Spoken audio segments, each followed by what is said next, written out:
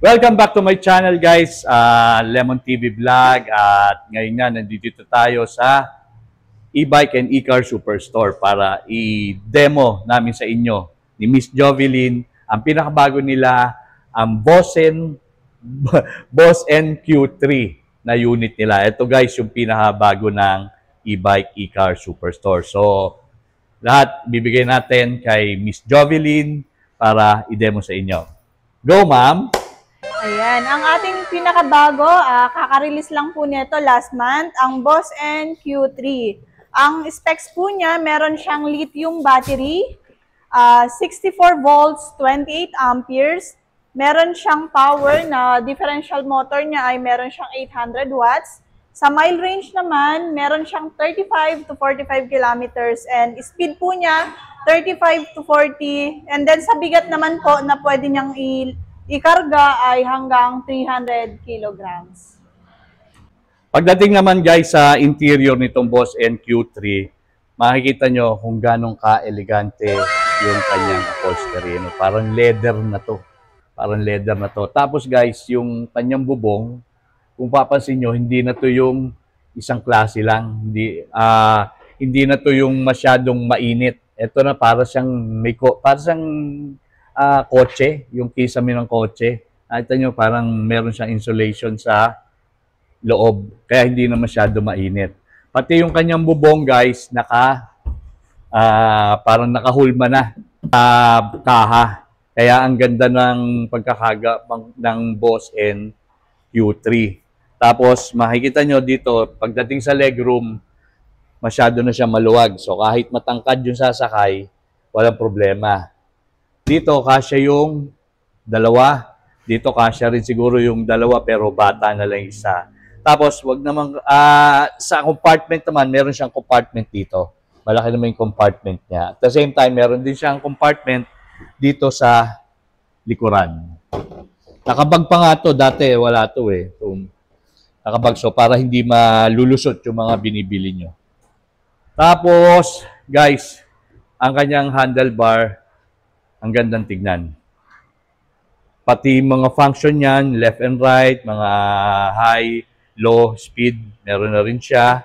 Tapos yung kanyang infotainment or yung kanyang panel board is mamaya bubuksan natin yung papakita namin sa iyo. Pag inopen natin si unit, ayan. Ito ang kanyang panel board. Ito yung mga nag-a-appear. Meron siyang charging, battery, merong voltage para sa bilis. Then, meron siyang panel para sa reverse camera.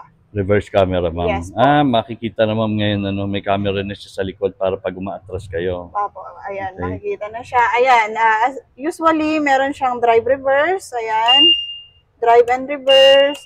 Speed selector, 1, 2, and 3. And then, yung kanyang headlight. Ayan, dito po natin siya i-open. High and low, included na rin yan. Signal light. Ayan. Horn. Malakas na rin yung kanyang busina. And then, meron siyang hazard. Okay, ayan. May hazard. Wow. So guys, ang maganda pa rito guys, itong Boss Q3 is hindi na siya lead acid. Ano na siya ma'am, di ba? Naka-lithium battery na po. Lithium. So guys, ito yung lithium battery. Yan. Yan na guys yung mga ginagamit sa mga electric vehicle ngayon, yung lithium.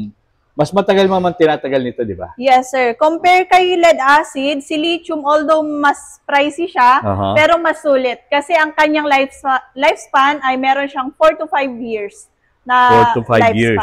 Yes po. Unlike ma'am doon sa lead acid. Lead acid is 1 to 2 years. 1 to 2 years yes, lang. Yun nga lang, may kamahalan. Kaya dapat alagaan nyo yung maintenance, yung pag-charge, alagaan nyo yan para magtagal. Umabot ng 5 taon. 4 to 5 years.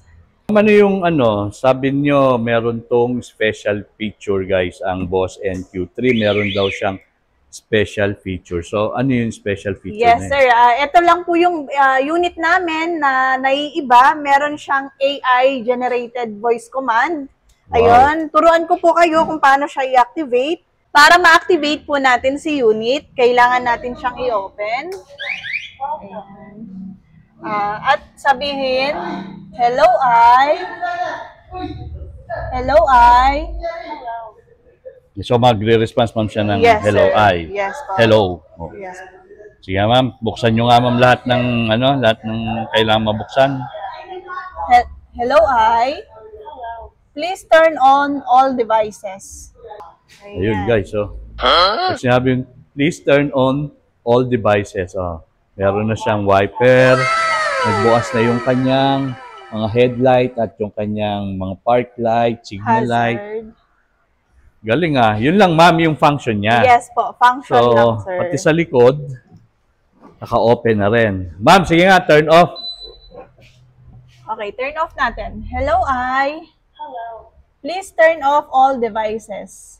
All devices have been turned off. Ayan, may Oh. magre-response naman po agad. Ayan nga, oh, guys, suminto. Suminto yung yung kanyang wiper. Galing ah. So, yun ma'am yung special feature niya. Yes po. Nag-iisang e-bike namin na bagong release, may voice command, AI voice command. Si Boss Q3 ay available sa 4 colors. Meron siyang pink, cream, ito yung cream natin, Ito yung aesthetic. cream. Yes po, meron siyang green, and then purple. Purple. Si unit ay mabibili natin sa SRP, meron siyang 77,500. Pero kung magka-cash po kayo, meron pa siyang discount. 67,995 na lang. Naka-lithium na po yun. Lithium Yes na po. yun. Sa payment naman natin, meron tayong credit card, home credit. Ang pinakabago namin ngayon, si Skyro, in-house installment, and then syempre, for cash basis, pwede rin tayo sa bank transfer, GCash. Para po sa aming contact details, meron po tayong FB page, e-bike and e-car superstore, Malolos branch. Pwede rin nyo rin pong bisitahin ang aming website kung saan makikita nyo lahat ng units namin mula 2 wheels, 3 wheels, at 4 wheels. Then meron din tayong cargo para sa mga business. So that's it guys. That's all for today. Bisitahin nyo lang po ang e-bike, e-car superstore para makapili kayo or makita nyo itong actual, itong Boss N Q3. That's all for today guys. I'll see you again on my next video. Bye for now.